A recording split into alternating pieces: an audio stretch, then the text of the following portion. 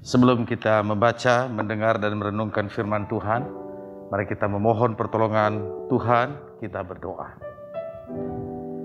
Bapa yang baik, Bapa yang mengasihi kami di dalam Tuhan Yesus, kami bersyukur pada pagi hari ini, kami boleh beribadah, kami boleh memuji Tuhan. Dan inilah saatnya bagi kami Bapa, kami ingin membaca, mendengar, dan merenungkan firman. Katakan yang ingin Engkau katakan kepada kami Bapa. Kami semua sudah siap mendengarkannya. Dalam nama Tuhan kami Yesus Kristus kami berdoa. Amin. Shalom Bapak Ibu yang saya kasih dalam Tuhan Yesus Kristus. Doa dan harapan saya, Bapak Ibu semua dimanapun berada, tetap dalam keadaan sehat. Hari ini kita akan merenungkan firman Tuhan di bawah tema menjadi gereja yang sehat. Dan firman Tuhan terdapat di dalam Yohanes 2 ayat 13 sampai 22. Yohanes 2 ayat 13 sampai 22, demikian firman Tuhan. Ketika hari raya Paskah orang Yahudi sudah dekat, Yesus berangkat ke Yerusalem. Dalam bait suci didapatinya pedagang-pedagang lembu, kambing domba, dan merpati, dan penukar-penukar uang duduk di situ. Ia membuat cambuk dan tali lalu mengusir mereka semua dari bait suci dengan semua kambing domba dan lembu mereka. Uang penukar-penukar dihamburkannya ke tanah dan meja-meja mereka dibalikannya. Kepada pedagang-pedagang merpati ia berkata, "Ambillah semuanya ini dari sini. Jangan kamu membuat rumah Bapakku menjadi tempat berjualan." Maka teringatlah murid-muridnya bahwa ada tertulis, "Cinta untuk rumahmu menghanguskan aku."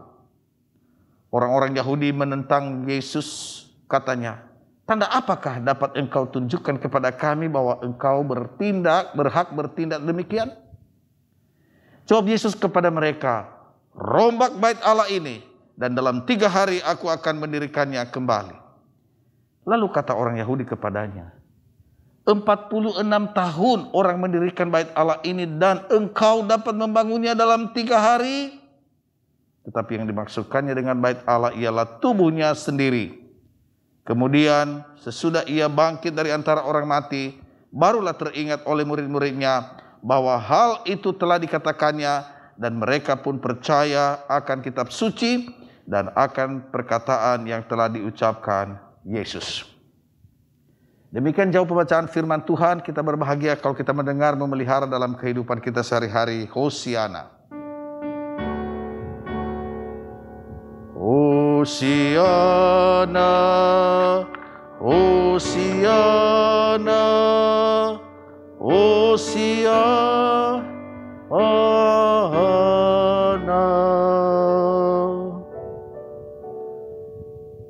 Bapak Ibu, saudara-saudara yang saya kasih dalam Tuhan Yesus Kristus, tema kita hari ini adalah gereja yang sejati. Pertanyaannya, apakah gereja yang sejati itu? Saudara, kalau kita melihat dalam buku Kidung Jemaat, dulu kita punya, dalam Kidung Jemaat lagu nomor 257, ayatnya yang kedua, di situ dijelaskan mengenai gereja. Di situ dikatakan, "Aku gereja, kau pun gereja. Kita sama-sama gereja. Dan pengikut Yesus di seluruh dunia, kita sama-sama gereja." Referennya katakan, "Gereja bukanlah gedungnya, dan bukan pula menaranya. Bukalah pintunya, lihat di dalamnya, gereja adalah orangnya." Dari lagu ini Bapak Ibu saudara-saudara yang saya kasih dalam Tuhan Yesus Kristus mau mengatakan kepada kita bahwa gereja itu bukan gedungnya seperti gereja kita ini, yang sungguh Tuhan telah anugerahkan kepada kita begitu indah. Itu bukan gedungnya, atau juga salib ini, atau menaranya. Itu bukan gereja. Tapi pada pagi hari ini, kalau kita melihat dalam lagu itu, dikatakan, "Bukalah pintunya, dan lihatlah orang-orang yang duduk, yang sedang beribadah." Itulah gereja. Bapak Ibu Saudara yang dikasihi oleh Tuhan Yesus Kristus, gereja ialah kumpulan orang percaya kepada Yesus Kristus Tuhan Juru Selamat. Kumpulan orang-orang yang telah ditebus. Kumpulan orang-orang yang telah dipanggil keluar dari dunia ini menjadi umat Tuhan. Saudara, kata yang dipakai untuk menyatakan tentang identitas orang percaya itulah gereja yang sejati. Nah, saudara, gereja yang sejati itu adalah gereja yang dibangun di atas dasar Kristus sebagai fondasinya, atau Kristus sebagai batu penjurunya. Saudara, kalau kita berbicara mengenai fondasi menjadi sangat penting. Lihatlah rumah. Kalau rumah itu, saudara, fondasinya tidak kuat, maka ketika banjir datang, ketika taufan datang, atau gempa sedikit saja, itu bangunan akan rubuh. Maka menjadi sangat penting fondasi. Maka gereja yang sejati, kalau bicara gereja yang sejati, fondasinya adalah Yesus Kristus. Batu penjurunya adalah Yesus Kristus. Bahkan saudara, kalau berbicara tentang gereja yang sejati, ialah Yesus Kristus Tuhan kita yang mendirikannya. Dia berkata di dalam Matius itu, aku akan mendirikan jemaatku. Ya, perhatikan di sini. Yang mendirikan jemaat itu adalah Kristus. Dan saudara tahu bahwa Yesus berkata, gereja itu adalah milik Tuhan. Jadi pemilik Tuhan di dalam Matius 16 ayat 18. Kalau bukan milik Kristus, maka itu bukan gereja yang sejati. Dia adalah dasar gereja. Dia adalah kepala gereja. Saudara yang saya kasih dalam Tuhan Yesus Kristus.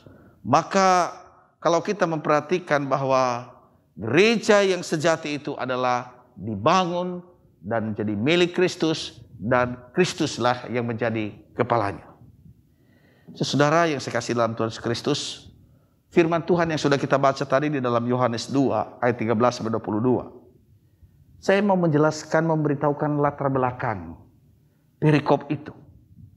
Saudara, pada waktu itu di Israel, pada hari raya Paskah, orang dari segala penjuru datang ke Yerusalem.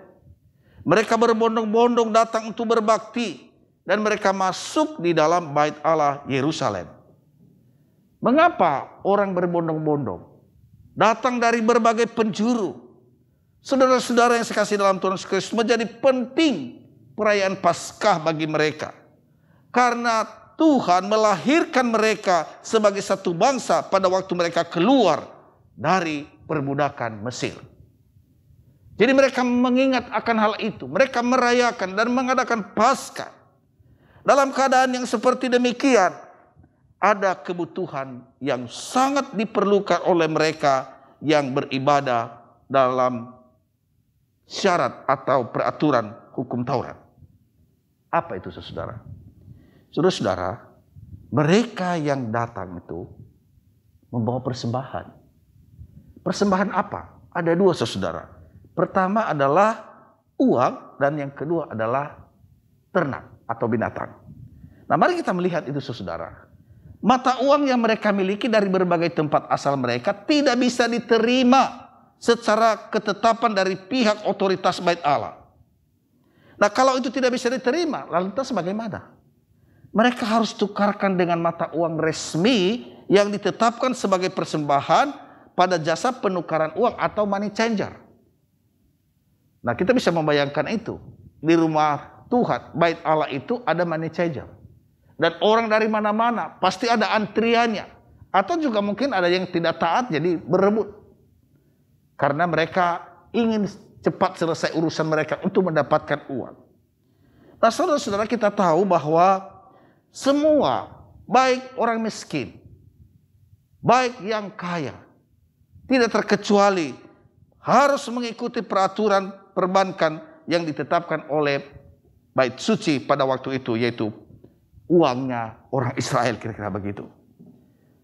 Lalu persembahannya kedua adalah korban persembahan berupa binatang, saudara. Binatang untuk dikorbankan itu tidak begitu saja lolos. Misalnya dia bawa dari rumahnya seekor binatang, mungkin bagi dia bagus.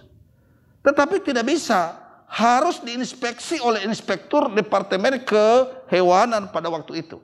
Dilihat dulu, cacat enggak. Nah, binatang harus dinilai oleh inspektur itu. Maka terjadilah, saudara, ketika penilaian itu tidak lolos, maka binatang itu tidak dipakai, harus beli binatang yang ada di situ. Itulah sebabnya ada jual beli di bait suci. Jadi dua hal ini, saudara. Bayangkan umat Tuhan yang datang beribadah kepada Tuhan harus melewati hal-hal seperti ini, saudara. Betapa ruwet, betapa sulitnya orang datang untuk menyembah Tuhan, beribadah kepada Tuhan. Nah, pada waktu itu, saudara, pada waktu peristiwa ini, imam besar itu adalah Hanas. Saudara-saudara, imam besar Hanas pasti mengetahui akan semua hal ini. Gak mungkin tidak. Tetapi apa yang dia lakukan bukan membersihkan semua malpraktek dari koleganya, tetapi justru mendapatkan profit, keuntungan dari tindakan para pengajar-pengajar kebenaran yang berada di sampingnya, saudara. Pasti dia dapat sesuatu. Maka dengan alasan adanya kebutuhan para perziarah umat Tuhan di bait suci itu, di pelatarannya, maka menjadi tempat orang Yahudi beribadah dan juga beralih fungsi menjadi tempat penjualan hewan dan menjadi tempat penukaran uang.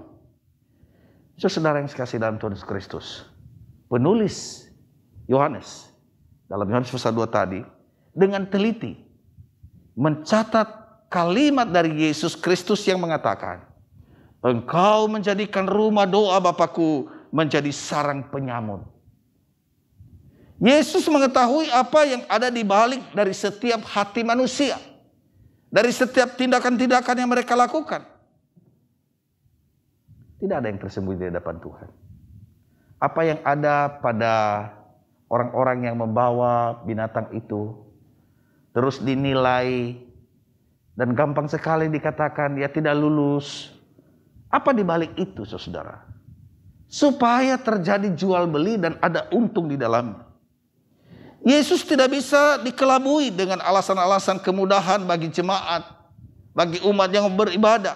Akhirnya kemudian merubah fungsi asal dari rumah Bapa, dari bait suci, dari bait Allah menjadi tempat untuk apa?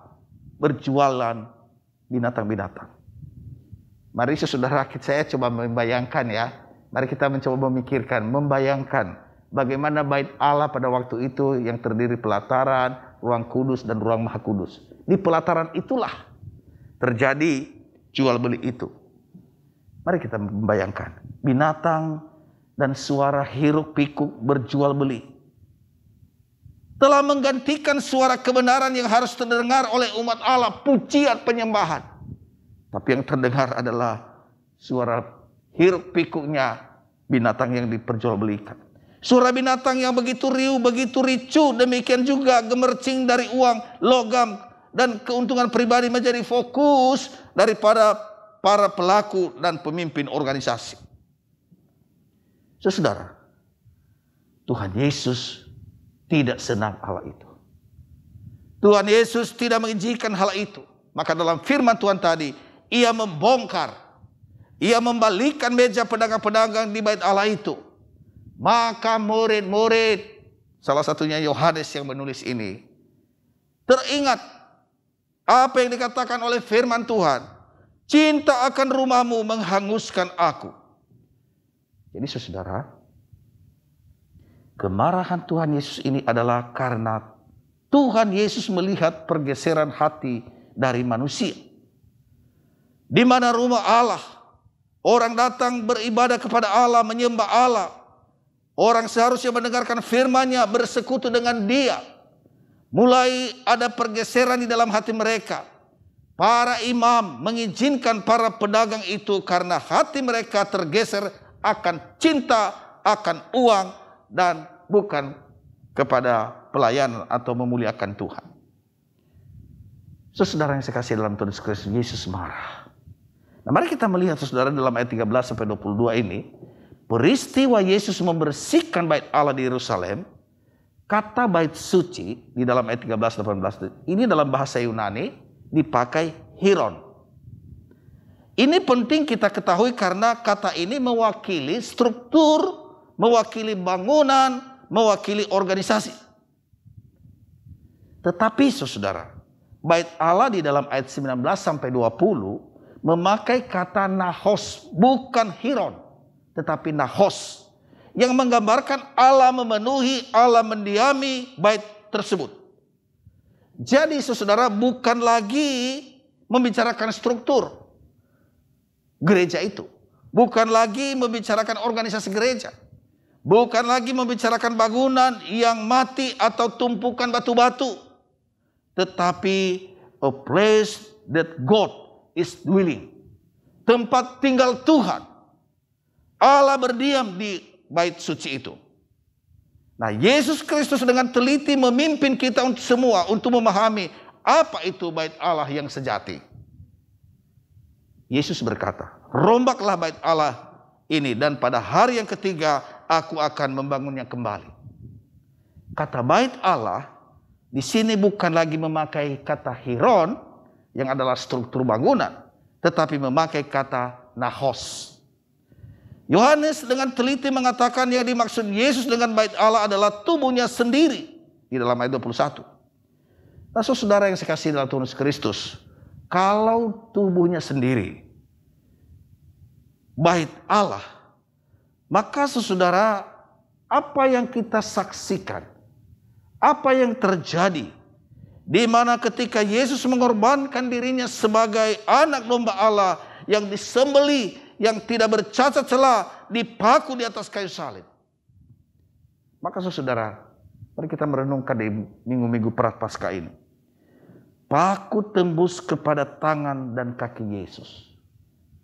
Tangannya dipaku, kakinya dipaku. Mahkota duri menembus kepalanya. Dan seluruh tubuhnya penuh dengan bilur-bilur. Bukanlah itu saudara. Yesus tertikam karena pemberontakan kita. Kejahatan kita ditimpakan kepadanya. Dan dirinya lah yang akan memperdamaikan umat Tuhan dengan Bapa di sorga. Maka kebangkitan Yesus Kristus di antara orang mati memberikan kita hidup yang baru atau hidup yang kekal. Tidak ada seorang pun yang dapat datang kepada Bapa kalau tidak melalui tubuh, melalui Kristus Yesus. 2 Korintus 6 ayat 16 berkata, kita adalah bait Allah yang hidup. Jadi pada pagi hari ini saudara, saya mau memberitahukan kepada kita firman Tuhan katakan dalam 2 Korintus 6 ayat 16. Saya, Pak Michael ada di sini, ada Pak Niko tadi yang memimpin liturgi, ada evangelis, Yepi, ada Daniel, ada semua jemaat yang ada di rumah. Firman Tuhan berkata, kita adalah bait-bait Allah yang hidup. Nah, kalau kita adalah bait-bait Allah yang hidup, bagi yang sudah percaya, tubuh ini adalah bait Allah di mana roh Allah berdiam di dalam diri kita. Kita menjadi bait Allah. Ketika kita mengaku Yesus Kristus sebagai Tuhan dan Juru Selamat, maka kita menjadi bait Allah karena Roh Kudus berdiam dalam diri kita. Saudara, pertanyaannya adalah, apa yang terjadi pada saat bait-bait Allah ini? Saya dan engkau hidup di tengah-tengah dunia ini, melakukan kegiatan kita. Saudara yang saya kasih dalam Tuhan Yesus Kristus, bait Allah yang seharusnya menjadi tempat Allah berdiam. Bait Allah berarti juga tempat memuliakan Allah, tempat untuk menyembah Allah. Bait Allah yang seharusnya menyatakan kesucian Tuhan. Bait Allah yang seharusnya menyatakan kebenaran dan firman Allah. Maka saudara, kalau dalam kehidupan kita, kita menemukan hubungan kita tidak beres dengan Tuhan, ada dosa, atau ada masih hal-hal yang kita nikmati secara kedagingan kita, saudara, saya mau katakan, tahirkanlah. Bersihkanlah hatimu, karena hanya dengan demikian maka roh Allah yang ada dalam dirimu itu bisa menguasai dan mengendalikan hidupmu, sehingga buah-buah roh itu boleh nampak dalam diri saudara dan saya. Sebagai gereja yang sejati, saudara, hari ini biarlah kita merenungkan cambuk Tuhan yang kudus itu boleh menyucikan hidup dan pelayanan kita. Kita siap sedia supaya hidup kita, pelayanan kita hanya ingin memuji dan memuliakan Yesus Kristus sebagai Tuhan yang agung dan sentral di dalam hidup kita lebih daripada segala-galanya, yaitu hanya Yesus, Allah Tritunggal itu. Saudara, kita rindu sebagai bait-bait Tuhan ini menjadi tempat doa yang agung dan mulia bagi pekerjaan Tuhan yang keluar dari hidup dan pelayanan kita sebagai bait Allah yang sejati. Saudara, Tuhan menyucikan dan mau memurnikan kita. Tuhan ingin sekali mau memurnikan kita dan menyucikan kita. Supaya apa? Supaya kita terus di hadapan Tuhan, di mana kita adalah milik Tuhan selama-lamanya. Dia ingin kita memuji, menyembah Dia, dan kita semakin dimurnikan, semakin indah dan bercahaya. Dan kita memiliki hati seperti hati Kristus, bahwa cinta untuk rumahmu menghanguskan aku. Saudara, mari kita belajar melihat seluruh hidup kita. Apakah hidup kita hidup yang berkenan kepada Tuhan? Tidak gampang memiliki mentalitas yang melimpah sebagai gereja yang sejati. Saya mau menceritakan sebuah kisah yang sungguh-sungguh terjadi, di mana ada kisah ironis di West Palm Beach, Florida. Seorang wanita tua berumur 71 tahun ditemukan meninggal di rumahnya. Saudara, polisi yang menemukan mengatakan rumah ibu ini begitu bau dan penuh dengan sampah di mana-mana. Sisa makanan di sana-sini dan bau busuk yang menyengat. Wanita ini dikenal sebagai wanita yang suka minta-minta makanan ke tetangga. Apa saja makanan siapapun dan apapun dia makan. Tong sampah dikorek. Dan dia juga menjadi pengunjung reguler di Salvation Army untuk mendapatkan makanan di sana. Saudara, setelah dia meninggal, apa yang terjadi, saudara? Polisi membersihkan rumah itu. Di antara sampah yang ada, polisi menemukan 2 buah kunci deposit box dari sebuah bank. Dan di box pertama ditemukan $200,000. Dan box yang kedua ada $600,000. Jadi ada 1 juta. Waktu mayat wanita itu ditemukan, berat kira-kira badannya 30 kg. Sebab kematiannya adalah karena kekurangan makanan. Bayangkan, saudara. Waktu berita itu tersiar, kagetlah semua orang bagaimana dia mati karena kekurangan makanan, sedang duduk di kamar dengan kucing menuju kematiannya dalam keadaan yang begitu parah. Sementara dia punya uang $1 juta. Bayangkan berapa miliar. Satu cerita fakta yang ironis terjadi.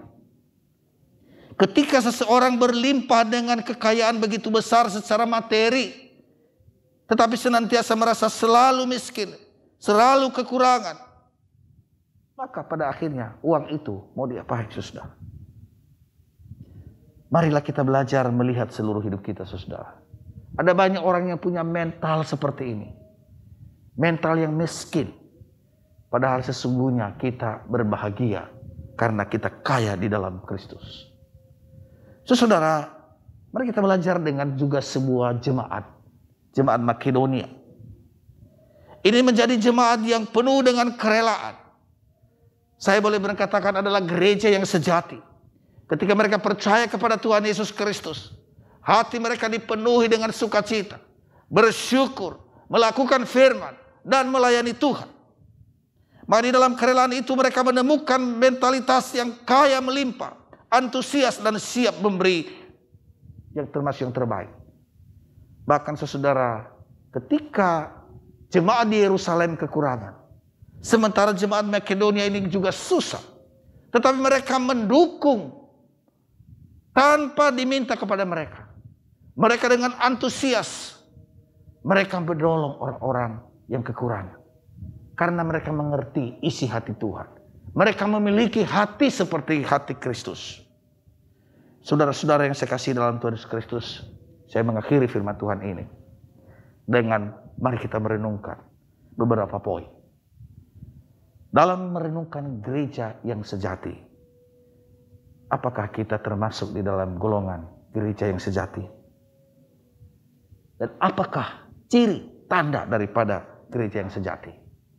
Yang pertama saudara, ciri gereja yang sejati, mengasihi Tuhan dengan segenap hati.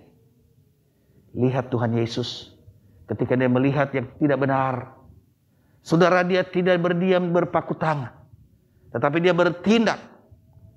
Karena orang-orang yang menyalahgunakan bait Allah, karena hatinya terbakar oleh cinta akan rumah Tuhan dan memuliakan Tuhan.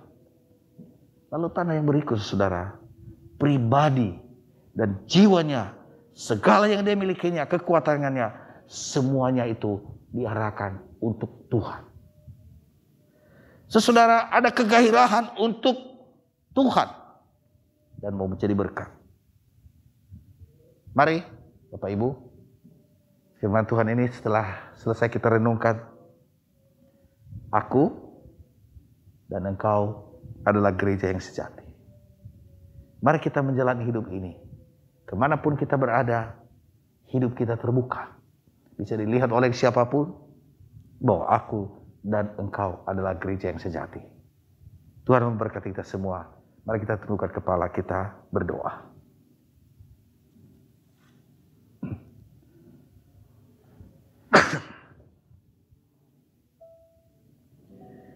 Allah Bapa kami yang ada di surga, terima kasih firman-Mu Bapa. Kalau kami merenungkan diri kami, seringkali kami tidak beda dengan orang-orang yang ada di bait Allah. Yang hati mereka sudah mulai bergeser. Mereka menjadi cinta uang. Dan bukan lagi fokus di dalam menyembah Tuhan di rumah Tuhan. Mendengar firman Tuhan dan melayani Tuhan. Tuhan ampunilah kami. Biarlah hidup kami diperbaharui oleh Engkau secara khusus di minggu-minggu Prapaskah ini. Bahwa sesungguhnya gereja adalah bait Allah. Tuhan mengatakan bahwa bait Allah itu adalah tubuh Yesus Kristus sendiri juga. Tuhan, tolonglah kami untuk mulai meneladani Engkau. Bapa, kami mengucap syukur untuk GKBI yang senantiasa Tuhan perhatikan, Tuhan berkati. Di bulan Februari ini kami mengingat kurang lebih 1 tahun yang lalu kami tidak lagi beribadah di gereja. Tetapi kami bersyukur kami tetap masih boleh memuji Tuhan. Masih boleh mendengar firman Tuhan. Masih boleh beribadah. Terima kasih Tuhan. Kami doakan para pelayan-pelayan Tuhan di gereja kami walaupun dalam ibadah online. Yang dilakukan pada hari Minggu dan juga di hari-hari biasa dengan kategorial. Mohon Tuhan memberkati. Kami doakan jemaat GKBI dalam masalah-masalah yang dihadapi. Masalah ekonomi, kesehatan, dan studi anak-anak. Oh Tuhan, Engkau yang campur tangan dan memberikan pertolongan.